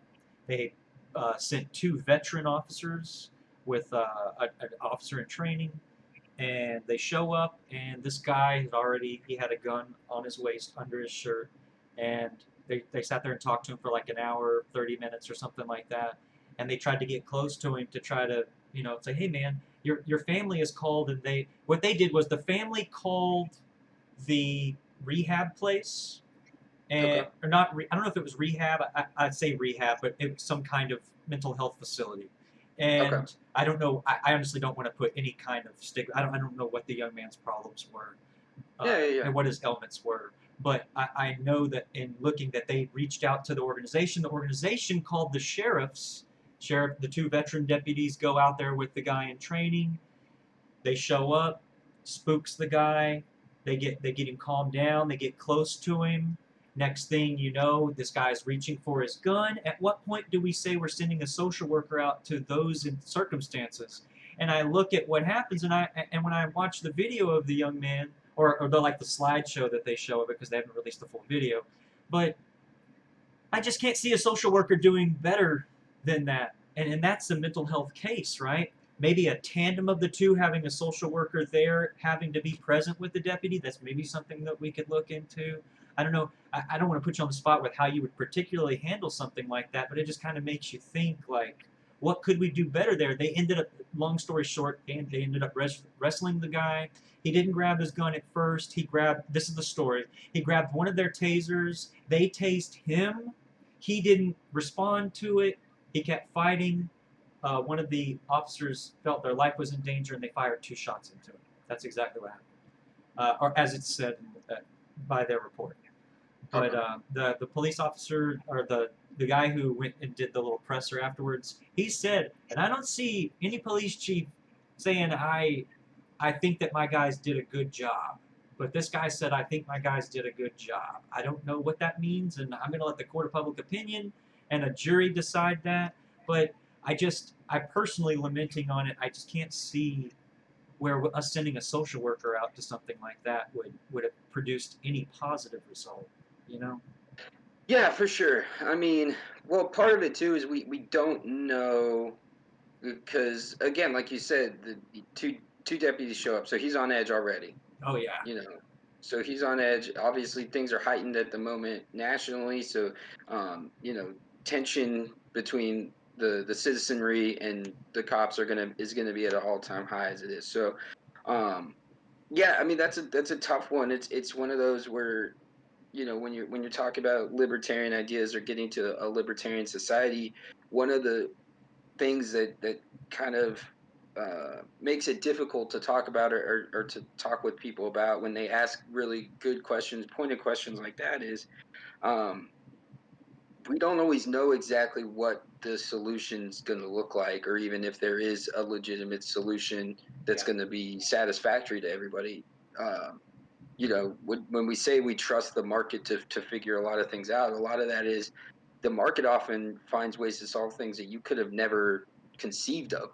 And Yeah. so, in a situation like this, if we're talking about like privatized security forces, maybe there is, a wing of a privatized security force where they are trained and armed, but they wear a uniform that is less intimidating, or they have ways to do that, or they have different mechanisms by which different kind of tools that can be used for disarming or Yeah, getting somebody situationally incapacitated. based. You know, the Yeah. dispatcher would basically handle that need in a moment's flip. She would go, okay, this situation here, we have a specific task force built for that, and Hmm. I'll have an officer and we'll just call it a city representative. I don't want to call it a social worker. I feel like we've really diminished the role, and we just call it a social worker. That's so vague, and It is. it provides no real solution right off the bat. And Yeah. there's a whole list of situations that could curtail. But yeah, no, I'm right there with you. The moment that we're talking about trying to zero this out is the point where you start just being wishful and thinking, because there's Yeah. going to be rates of error. Like, we're humans, we're not robots, for Yeah. sure. And you can't legislate peace. Yeah. And you can't legislate a utopia. You can just try to get us in the best possible situation. And for me, that's always going to be, it kind of comes down to who do you trust. And for me, that answer is never going to be the government. And I'm always going to trust the market more than the government to provide solutions to these things. Because we've seen time and time again where the market's able to provide things that nobody would have ever thought of. Right. So we've been talking a lot of things that are tax based, and I mean, if you talk to any libertarian, blanket statement will be like taxes are theft, right? But I think Yeah. there are some social services that we can't immediately, like we were talking about switching the school system to just overnight privatized, right? There would Yeah. be a great there would and the real people that would suffer from that are the children. That's the real Yeah. people, and the whole generation of voters that come from that. And that's important because that pushes legislation, lobbyists, the whole kit and caboodle for pushing all the PEC statutes that you want to put in your taxes, all of that stuff. Everything pushes from that particular service being as honest as it can be. And at moments in, when we're transitioning, we need to make sure that we have something in place that could provide for that. So when we get on Yeah. the basis of tax systems, I'm going to ask the blanket statement, do you support our current tax system? I know it's probably going to be no. And Absolutely if not. not, then what is your proposed tax system that we have right now? And then after you give yours, I'll give mine. Okay. So I'll go ahead and put on again my pragmatic hat and my my minarchist answer, I guess, is what I'll give first and foremost. So you would want to look at probably, I think, what would be the most fair way at tackling it would be doing taxes on a consumption and sales tax base. When you have something like the income tax and you have a tax code that's 70,000 pages long, we see time and time again where the rich are able to exploit it. And I have, hey, no problem with that. Right. You can pay somebody to find a way around it. I have no qualms with that. Yeah. But when you're looking at something like sales tax, from a pragmatic standpoint or from people who aren't necessarily libertarians, what they'll want to hear, um, there's pretty much no way around it if you're going to participate in the economy. And then it also does allow for my friends who are agorists or whatnot, and participating outside of the economy. It allows for them to avoid the taxes altogether because they may Right. be bartering or whatever, you're Yeah. using Bitcoin, whatever they're Whatever their doing. market is. Yeah. Yeah, so they it gives them a chance to opt out of it entirely as well. So I think pragmatically that's the best. I obviously want to see a society where there aren't taxes Right. in any way, shape, or form, and any sort of, if there's a government that exists and any sort of programs or projects that they want to do, entirely funded. Again, we're seeing technology to a point where you can. There was a guy who literally made a GoFundMe for the wall. So Yeah. that the idea of government programs being funded that way isn't some crazy notion. That's very conceivable and something we can see. And it kind of furthers the notion of people getting to choose what they participate in. It's kind of like back in the day, being able to throw gratuity on the table. Sometimes by manually putting that gratuity on the table, some people were going to tip you more than that. But because you Yeah, did that, then they don't want to. They don't want to yeah, overstimulate. They don't want to overstep at that point. They also think they're at that point being double taxed or something like that. And I've had that same feeling on myself, stigmatized as well, where I felt like either I was that 20% was put on there and it wasn't deserved, or I felt like she was deserving of much more than that. But because they hit me with that tax, it felt, even though I mean I'm 8 years in the service industry. I've worked myself up from being from a busser all the way up to a kitchen manager at Olive Garden. oh nice. Worked at and opened up over 5 different Olive Gardens. Worked at a bunch of other places as well. But I have definitely paid my bills for many years of my life on the idea of the tip Yeah, and the kindness out of someone's heart, right? And the intrinsic value of providing a service to somebody and then reciprocating it with currency. So I totally that's about how I feel. Let me ask you this: what programs would you cut, or would you add any programs? uh, no, I wouldn't add any. Honestly, yeah. I mean, cut. I mean, where do you start? I would. I mean, we talked about the ATF earlier. The DEA gone. Gone. Not interested in the drug war anymore. Right. You know, again, it's kind of one of those pragmatically. I Oh, think you could get the NSA. I think you could cut real easily. They're only spying on Americans now, pretty true. much. Yeah. Ain't nothing going on everywhere So else. yeah, yeah, yeah. And I mean, you think about it. We're kind of just talking about it abstractly, and you think about the idea of paying this, being able to kind of dictate where your money's going to go and how it's going to be spent if Yeah. it's like voluntary and GoFundMe type things. Yeah, imagine if they had to try to come to the American people for money for the wars. And Right. they're like, yeah, it might last. I mean, first of all, probably it wouldn't have lasted 20 years because Americans would be like, we're not paying Nah. for this anymore. Yeah, Get every it, time we had get a it board together. meeting, yeah, because we were investors, every time we would have a board meeting, there would be fires lit under asses for sure. Yeah. Yeah.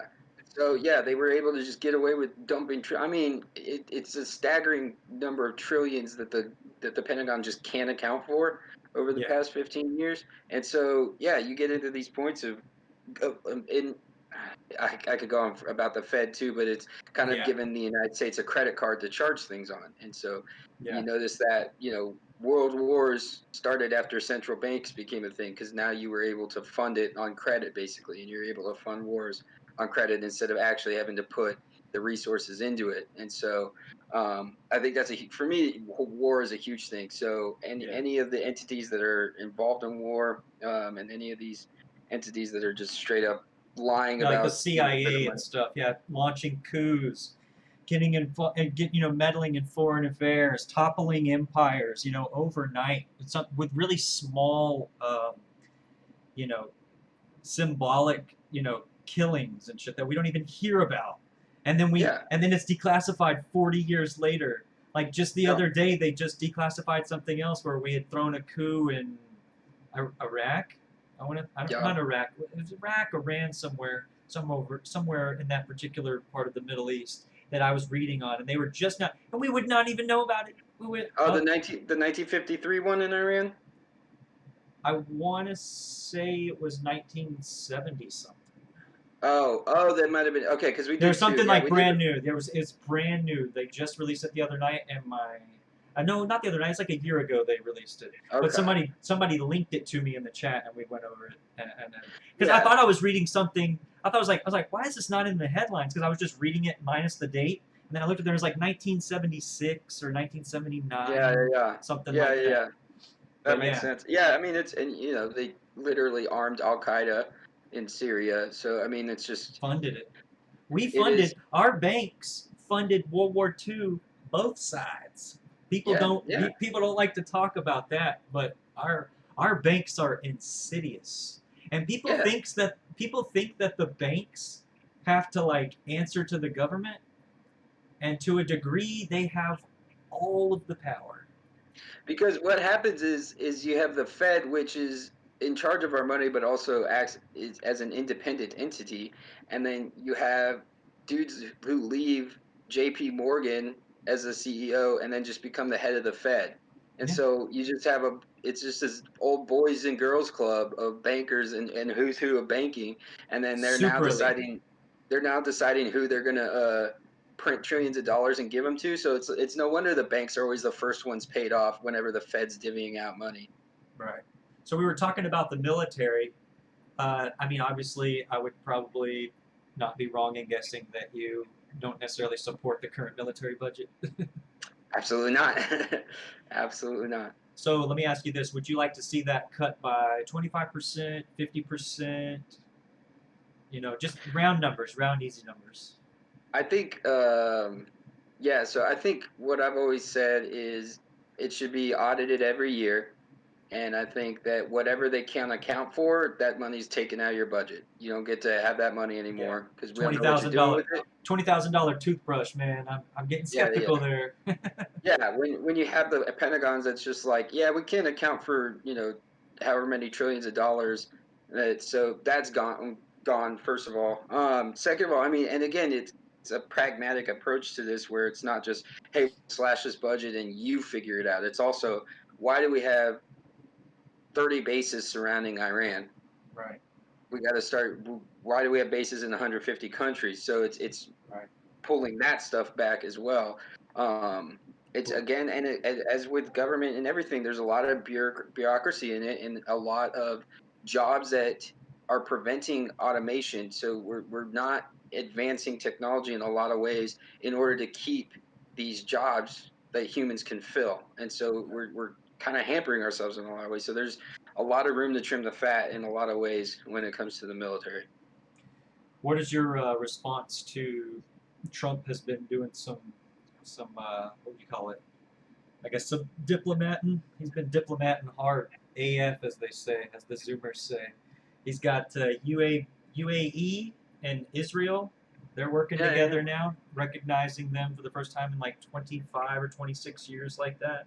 Do you yeah. think that that is a what would you call it, like a puppet, or do you think do you think that's really going places? Do you see that leading to hopefully less military intervention being needed over there? I think so. I mean, as much as people love to hate on Trump, and there's plenty to hate on him before. Yeah, One positive is he hasn't started any new wars. can't As say he close as has, we huh? came to with Iran. He hasn't ended any of the ones that he said he was going to end, but we're close. Maybe on Afghanistan. I don't know. Every time we try to get there, some new news story comes out because they don't Right, want that war to end. right. But as far as diplomacy goes, yeah, I mean, it's a huge step that we're talking with North Korea, because if you're saying that you can't be diplomatic, if you're yelling at Tulsi Gabbard and calling her an Assad apologist for meeting with him, Right. if you're saying that Trump is a Putin puppet because he's trying to be more diplomatic with Russia, then Yeah. what you're saying is that the only acceptable outcome to interact with these countries is war. It's Because war, if we yeah. can't talk to them, then what are we going to do? So Right. diplomacy isn't meant to be between your friends. You don't have that's not what diplomacy is about. Diplomacy is the hard conversations with the countries that you don't get along with, and trying to find some room there to where you don't have to go to a full out war, and you can get to a better position. So Yeah. it's this thing that's frowned upon, I think, largely because people are just anti-Trump in so many ways. Yeah. And I think the left got used to war with the Obama administration, and they kind of like it now. So I don't Yeah, you ask somebody about Trump, they're like, hold on one second, let me check what CNN said real quick. know. Yeah, Hold on one exactly. second. Oh yeah, he's insert 29 adjectives right here. But yeah, I And mean it's I frustrating. go ahead. I was just saying, it's frustrating as a libertarian to see, because I'm like, there's so many good things that he could be getting hit on. I mean, Yemen alone, there's no reason that he shouldn't be getting hit over the head with what's going on in Yemen every single day. But instead, people are getting so angry over tweets and stuff that just doesn't matter. And then, like, Yeah. first of all, you make me defend him, which I hate, because I love nothing more than Yeah. To jump railing on in. presidents. Yeah, exactly. Yeah, so stop getting mad about dumb stuff, and let's actually attack him on the real things that he can be attacked on, because he's done some very disgusting things while he's been president. Yeah, that kind of goes back to that whole educational quality kind of thing, and you just have people as far out as Michigan and over in West Virginia. You hear one bad thing about Trump, that might be the only thing that you hear. And Hmm.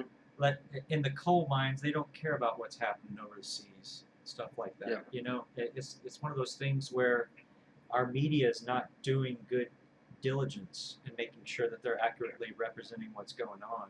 Kind of ties back to the freedom of the press thing. When we're over here, I'll give you an example. They have a lot of people that are trying to get onto Trump about the Russian bounties, these bounties on U.S. troops that are being, put out there. Then when I do research, the fact that the B-52 bomber, the video of the B-52 bomber like 2-3 days ago, that was Hmm. flying, and there was a Russian jet that was buzzing him in front, trying to I guess just throw him off or make him go through turbulence or something like that. But they were flying over the Black Sea, and we shouldn't be there. Yep. The reason why Trump is not going to go after Putin is because it would be like if I stepped on your shoes and then I started yelling at you.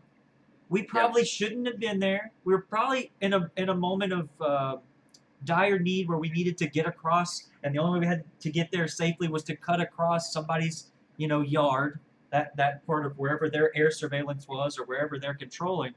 And it's one of those things where when you actually do the research, yeah, for Trump to go over there, he would just be pouring gasoline on a fire. Whenever like you're talking about, we're trying to come to moments of peace.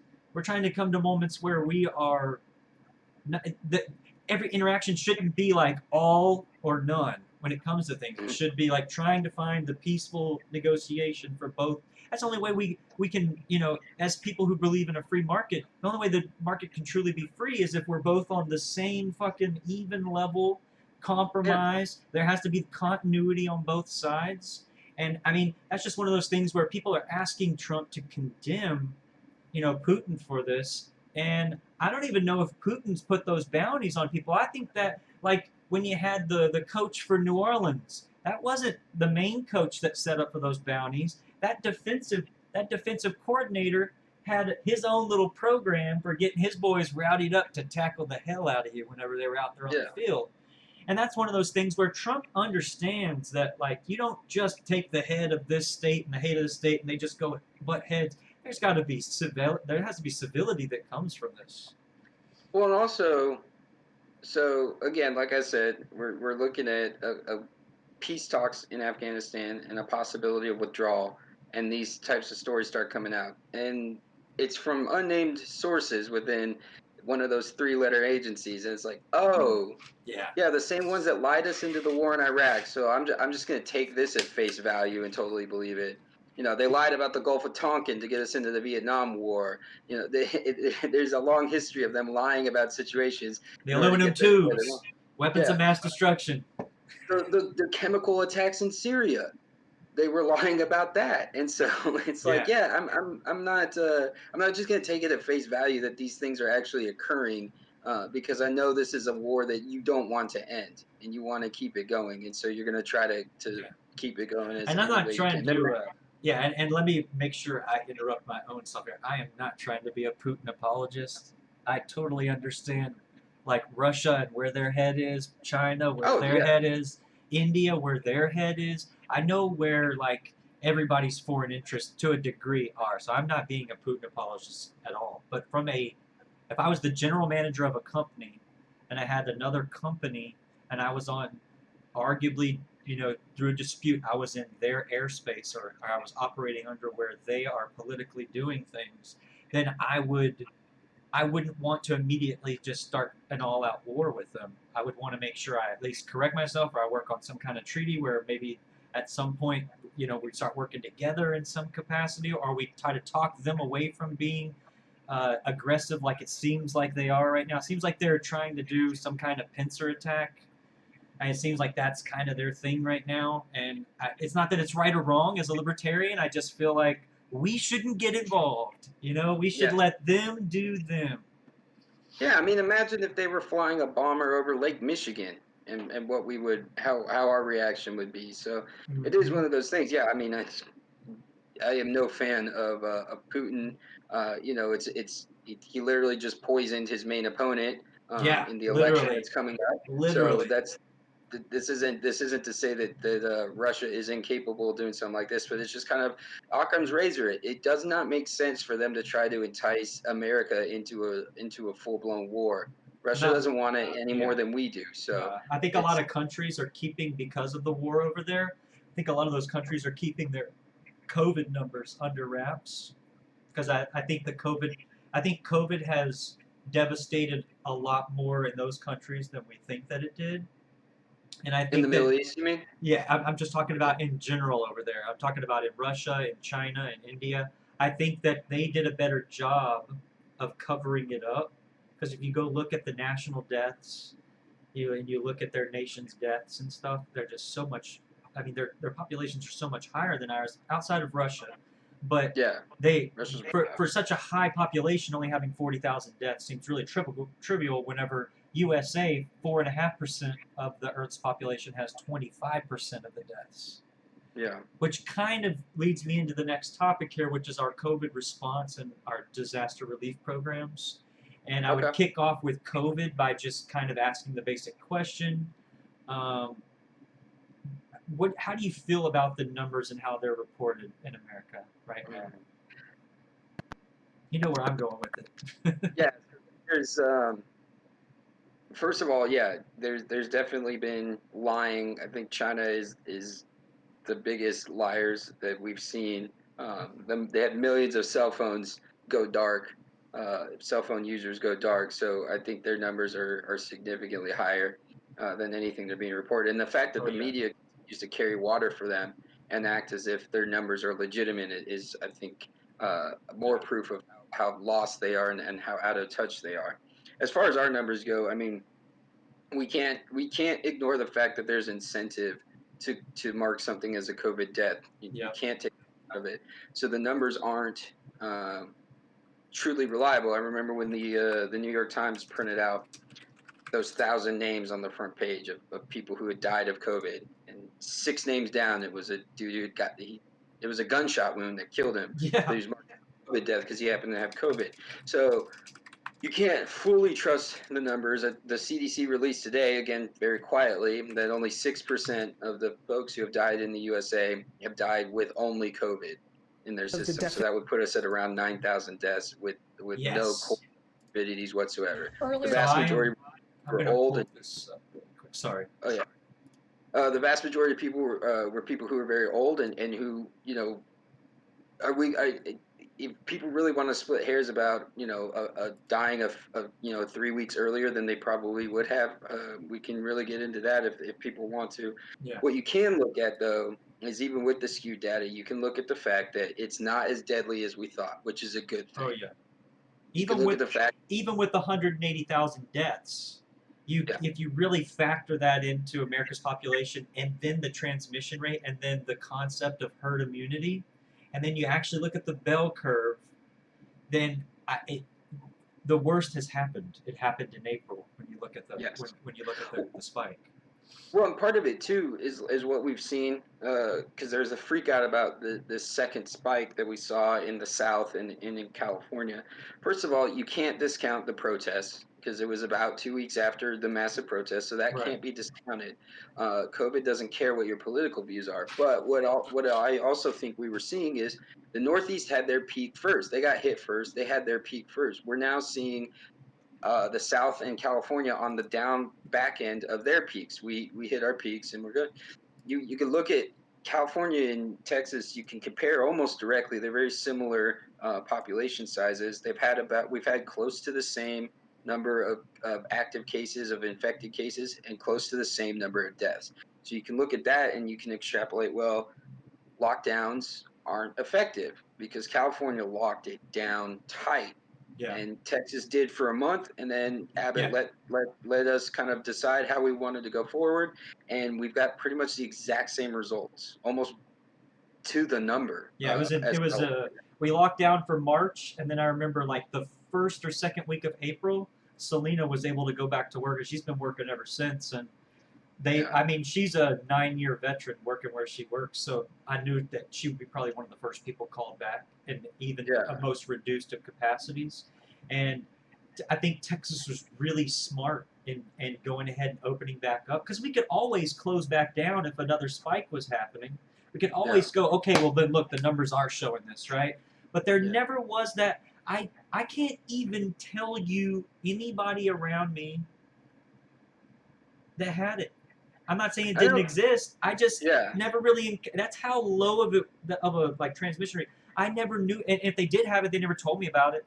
You know what I'm They saying? might So not it have was known. they might have been asymptomatic, exactly. So it was one of those things where I just felt like it was having to be reinforced by the media, and then you mix in an election year, you mix in the fact that the indirect effects of propelling a pandemic to epic proportions is you affect your economy. And think about the one thing that our president has talked about for the last 4 years. He's an economics major. That's what he messes with every day. Every situation in life he measures against: is it worth the risk? Is it worth the time? Is it going to work out? Is there continuity on both ends? That's the way that's how he's made what he's made. And Yeah, I mean, in the same way that you can't discount that there's incentive to mark deaths as COVID deaths, you can't discount that the media, which has been at war with Trump for 3 years now, sees that's the one thing that most people talk about. Like, as long as the economy stays where it is, Trump's probably going to win re-election. And so you can't discount that playing a role in the reporting and the way that the whole thing was handled. yeah. Yeah, no, it does. Because they get like an insurance code, right? And it pays the money. Mm-hmm. Yeah, I remember reading that on the CD. You were referencing that 9,000 being the actual number of people that actually died from COVID-19. Not Yeah, they caught a gunshot wound and bled out, and and because half of they them had were, antibodies in them, then that was a COVID-related death. People have to yeah, understand that the media is going to weaponize the word COVID-related death as opposed to a like COVID death, an actual yeah, COVID-based death. And I think once Americans find out, if the think tank can get behind it and all realize it at the same time, there could be, we could see, the, in my opinion, I mean, I don't really agree with a lot of conservative things because I just think that it's, a federal burden state with, you know, their ideals being forced on you, like choice of what you can do with your body, i.e., all of those different things. Taxes being put into other areas, yeah. stronger Conservatives military. love their socialism too. They just like their Exactly. socialism of a different brand. Yeah, they're just a little more authoritative with it, for sure. Yeah. Uh, but yeah, man, I just completely lost track of thought there for a second. You're saying you could see if there's a think tank that gets behind Oh yeah, what the that could. numbers Yeah, are. yeah, yeah. So there could be a moment in our history where we actually see it, this could be one of those smoking barrels that everybody gets a chance to look at and realize that maybe these people that we have in power, maybe our news sources that we choose to have faith in, maybe this ideology that we've been buying into and brainlessly voting for, based off all the societal impacts that are going to come from this, school choice, being able to open your business and operate it without all those regulatory burdens, are our taxes being justified, being spent where they are? There's a lot of things here that could spearhead everybody, regardless of what side of the spectrum we decide to fall on. And depending on where the chips fall in November, this could be a really great opportunity for America to get that majority of Congress. And if we're voting a majority of Congress, and regardless of who that Congress is, the House, the Senate, everybody involved, we'll actually see legislation that reflects us rather than bipartisan 50-50 deals where, the right, their wind propellers are helicopters, and on the left, their helicopters are wind propellers for electricity. It depends on where that funding is going. But if we can Yeah. actually get a constituency that's represented accurately, and people can vote, and we can get that, I think we can actually see tangible change. We can see a lot of really strong legislation written in the next 4 years. I think the Republicans understanding they're going to get a fresh reset. They'll have to play the ball earnestly because if they don't do things right, the pendulum swings back the other way, and all your legislation basically comes right off the books as quick as it was put on there. So I Yeah, see I see a bright future. I think we could see a big liberty moment here. I think this has been an eye-opening experience for a lot. Like I said, I think a lot of people are looking at their children's education seriously for the first time in a long time. I think that's a great thing. I think for too long people have just been trusting the state to educate their children and then having no idea what's being taught to their children. So I think that's Yeah. huge. I think people are seeing, again, like you said, with the regulation, one of the funniest things that now during COVID, Texas has allowed for alcohol deliveries on to go orders for food, and Abbott was basically like, "Yeah, we're probably going to keep that because there's no way that we could Yeah. we could take that away after people experienced it." Yeah, And after so, it's responsibly been done. I mean, think about the guy who buys from, I'm not saying everybody does this, but the guy who buys from the liquor store and he can't even wait to get home. He's already cracking it and drinking it. Rather than the option of now he doesn't even have to leave his house for $2, what he was spending in time and gas to go over there and get that. He can have somebody else, for a delivery fee, bring that over to him and make that happen. So yeah, there's definitely anecdotal evidence that some of these things that have happened, because there's like silver linings that have been kind of written from this whole thing for sure. You know? absolutely. I mean, and people are, people may freak out about, oh, what about minors? I mean, I've done DoorDash deliveries with alcohol, and you check their ID. Yeah, same thing else. Yeah, you just hope that nobody, and you Yeah, just get TABC people out to make sure that you're not giving it to yeah. minors and you're And you, good. you scan you scan the ID into the app, so Oh, it's nice. real. Yeah. So I think there's a big chance for a liberty moment. I think a lot of people have seen how COVID has gone down. I think they've seen that Congress and our people in leadership positions made sure all of their friends and their corporate interests got paid, and then gave the American people $1,200 and told them, good luck. Right. Good luck. And so I think that's been a huge wake up call. I think I'll go ahead and say this because a lot of times libertarians will get criticized, sometimes rightfully so, for only complaining about things that go on and not actually presenting solutions. So one solution that could have occurred during this COVID thing, if we're talking about how to help people survive, is you could have just done a straight refund of everybody's 2019 federal taxes. You could have just refunded everybody. It would have been more money. It would have erased the problem of the people who were making 70K last year and now aren't making that much money Yeah. anymore. It would have been a huge thing. Now they never would have done it because they would never want people to get that much money back in one time and realize how much is being really taken from Right. them every year. Yeah. But that's just like that's a libertarian solution that could have been presented as far as this. So I always like to try to present those things where I can.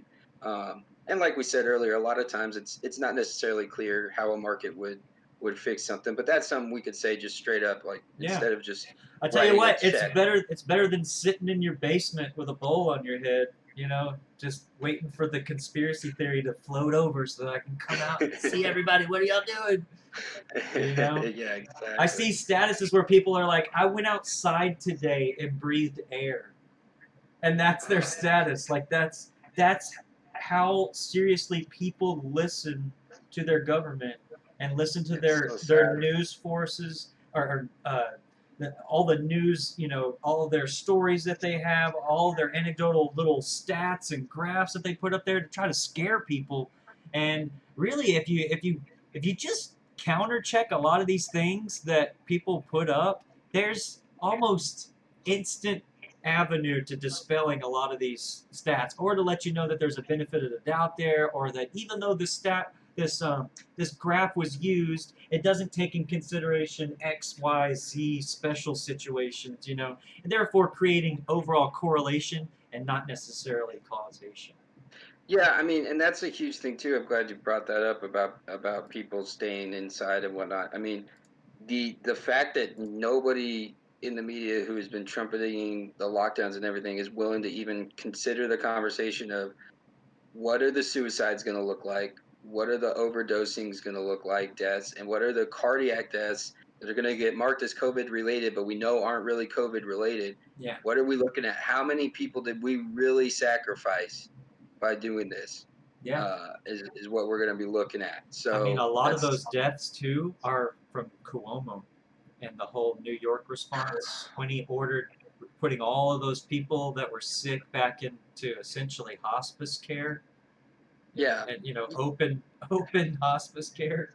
and he's being hailed as like some hero. He wrote a book. Uh, his brother either A, lied about having COVID, or B, had it and still went out anyway because he got into an altercation while he was supposed to be quarantined. So it's like Violated his own mandate. these are and then he did that video where he's talking about chest exercises that he did that helped him beat him. These people are so removed from reality, and they just think, and they're getting this taste of power that's even more than they normally have, and they're loving it. The woman from Whitmer from Michigan, she's scary how much she's Right? relishing in this and being able to tell. And then her husband, she's telling people you can't go from one property you own to another, and her husband does it to go take care of their yard in another property. She's like, well, he had to do yard work, and Yeah. it's the same. The Special lady, circumstance. the mayor in Chicago did the same thing. She closed down salons, but she went out to go get a haircut because she needed it. It's just these people are out of their minds, and I think more and more people are having their eyes open to these people shouldn't have any power over my life Yeah. whatsoever, None at or all. whatever power they have should be so severely limited that they can't mess up my life that the way they have been, or to the point where I don't care who gets elected because it's going to have that little influence on my life. Right. Yeah. I mean, at the rate of the bullshittery that's going on, it's like, well, if just nothing happens, we'll be all right. if Yeah. nothing new happens, I think we'll be okay once the pandemic flash is over. You know. Yeah, exactly. Sometimes as a libertarian, when you're voting, you vote for the candidate that's going to get nothing done because that's better. Yeah. I mean, once things we've seen it in the past. Once something gets written into law, it takes hell and high water and nearly a revolution to get it repealed and replaced. I mean, you still Yeah. have the mandate for healthcare. That's something that was one of the biggest driving factors for why it's a problem. That's one Yeah. of the only ones. Well, and then you still have the NDAA and the ability to hold American citizens without trial, Yeah. for suspicion of being a terrorist. And then that's when you have something like Trump talking about labeling Antifa as a terrorist organization. I'm no fan of Antifa, but that gets dangerous because again, you could make a case where you could put Yeah. almost anybody into Antifa because Even again, some of it's our military forces in other countries could be considered like an Antifa in a way. You know, I mean, it's all yeah. about exactly how you choose to define it, for sure. Yeah, and the 100%. and the government is going to abuse every power that you give it. So you got to be very careful with the powers that you give it. No. So let's wrap it up on property rights here. Something real easy, kind of like Okay. just you know, cozy ourselves here to a nice, calm ending. I'm gonna read a little bit of chat here. They've Yeah, been sure. kind of getting on me. Uh, let's see. Do we know who else was shooting that night? I have no idea, Fancy. Antifa is a bunch of children. They're not part of any conspiracy. Breonna Taylor was killed in Kentucky, the state that Rand represents. That's why they targeted him. True. I True, don't but think. he wrote the bill. Yeah. They were given like 2 pieces of information and then weaponized. You know, basically what Yeah, happened. Uh, he wrote the bill with her name on it. I'm not sure there's a soul in government today that can say they're fiscally responsible with a straight face. Yeah, I I don't either. 100% agree. Maybe Biden could, but he's not exactly in his right mind, is he? Social, Touche. social workers actually know how to de-escalate. Yeah, I mean, a social worker that's trained, yeah, you're speaking as in absolute, as though that all of them do. You never know how that would, I mean, there's bad people in every profession, not necessarily like bad intents, just like not very good at what they do. Type, in every profession. let's see. I don't believe so. I think their love for Keynesian economics won't allow them to cut spending to what it should be. I think that's Yeah. referring to what we were talking about with the military, maybe Do not like economics. Keynesian, however you want to say it. Yeah, Keynesian. Keynesian. I have to do more research on that, Mercury. I will be 100% honest when I don't know something, and I will have to study Keynesian economics to see if I do relate with what you're saying. Remind me the next That's time that we're in a. that's Paul Krugman's a big proponent of that. That Uh-huh. they're one of the things we like to make fun of them is they say like broken property, like damage from a natural disaster, is great for the economy. That's like a part of Keynesian economics So like or Keynesian maintaining a problem that always needs to be fixed, kind of like the evidence of exactly. war stimulating economies. Okay. I get you. Yeah. Yeah, so that definitely would explain military. Oh yeah, I do agree with you then. Yes. How about taxation through monetary inflation? Let them devalue their money and let people who don't want to pay use a different currency. I wouldn't be again. I mean, again, there's a lot of different ways that we could go about it. I could talk about the Fed all day, but yeah, I mean, the amount of damage that the Fed has done to the American dollar and the buying power of the American citizens is criminal. How little our money is now worth as a result of Fed actions. Yeah. Also, he said that he wants. Fancy says he wants to defund the military by 100%. The U.S. was never supposed to have a standing military. And then responding to whether Putin knows about the bounties, someone says Putin surely knows about it. I'm pretty sure he knows about it, but I'm just saying, I think he would be more vocal about it, and he would have a leg to stand on from a political strategist. You know, he could opening up a line of communication between him and his people. That would be something that would boost his morale within his people. I think he would be talking about it a whole lot more if it was truly a thing that was something that I think both actors have something. I don't think that we're completely in the right either, but I just feel like there's more to it than just bounties on U.S. members' heads. That just seems like you want a war or something to happen. Because all it would need to be done is cleared up in a press conference and just the word be out. Like, if you touch another one of our planes, we'll do that to 10 of your planes. Like, just something like that would deter things like that. But also at the same time, may start a freaking war. So that's the part where you have to go, hey, is it worth me going over here and like bowing up to this person yet, or should I give us a chance to pull our resources out and maybe clean up our yard before we start trying to clean up other people's yard. And then Fancy said, fear propels the political machine. Both parties benefit from you being as afraid as possible. Yeah, that's the underlying thing, is them letting you know that there is no other choice but theirs, because Orange Man bad or Sleepy Creepy Joe's gonna sniff your children, something like that. Something along Or those. or this is the most important election of our lifetime, which I've heard in every single election I've voted in. So Yeah, this isn't the year to vote third party because it's too important, is yeah. what I've heard You're every wasting. You're year. just wasting your vote. Yeah, No, I can yeah. I can tell you guys, the closer you get to local government as you get older, you're going to find that you're going to maybe not 100% agree with libertarian values, but the whole idea of get off my lawn and leave me alone as long as I'm not infringing on you, that's a huge cultural acceptance the libertarians have that we all can agree on, and it's the main thing. Don't tread on me. And as we wrap this up, Eric, would you like to say anything to the audience where they can find you? Do you have any kind of social media tags? Anything, if you want to plug yourself right here, and it'll be on the VOD forever.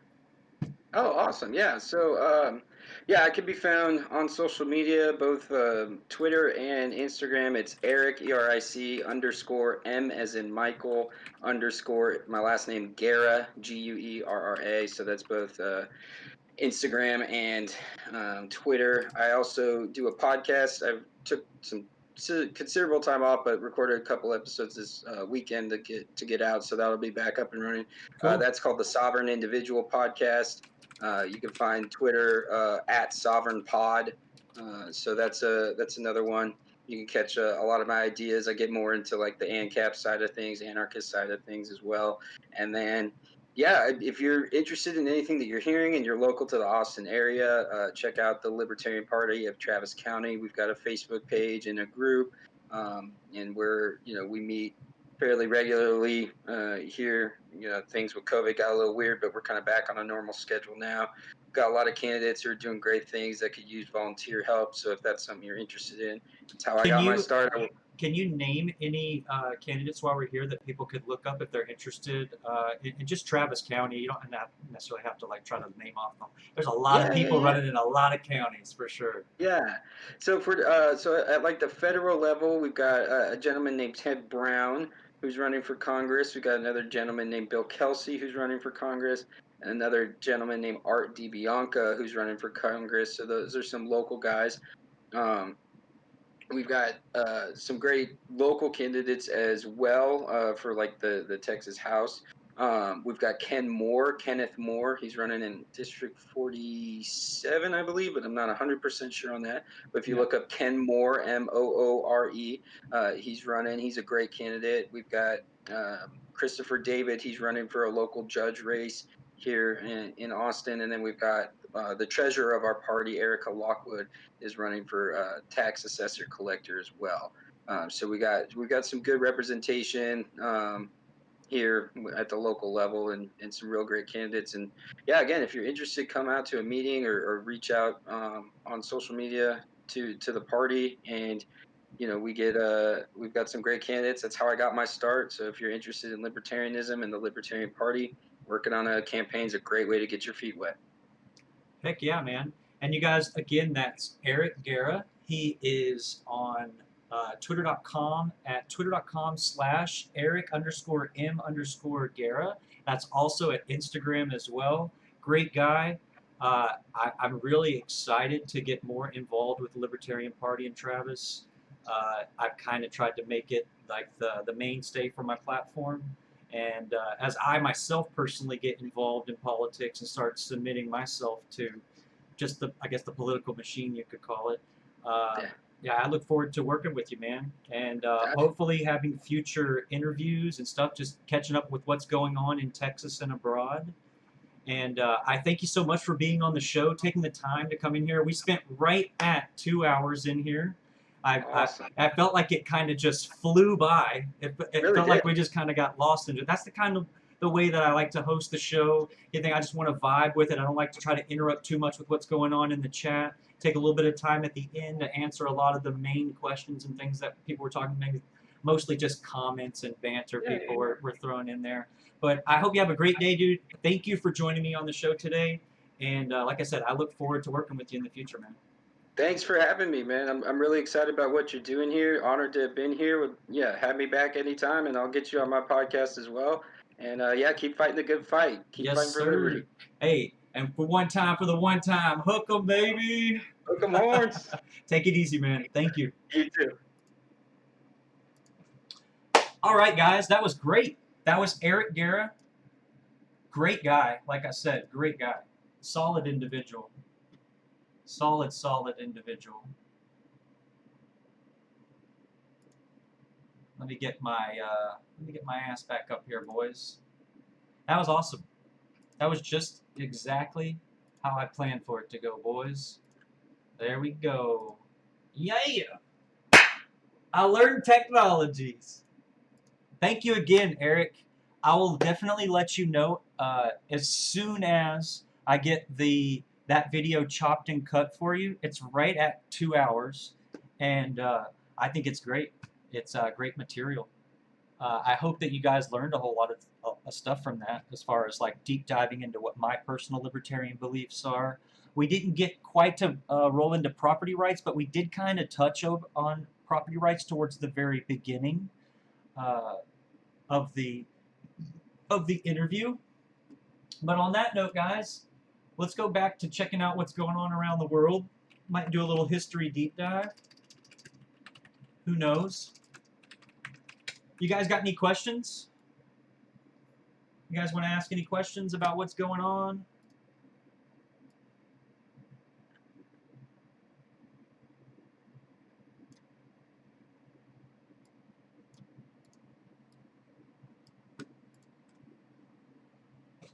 Yeah, he's a great dude. I'll be honest, Eric and others, a lot of your first impression when you're getting involved in organizations, a lot of it has to do with outside of where the political organization is going. It's like, how are the people? Are the people that are involved with it, are they good people? And I've got nothing but good vibes the whole entire time.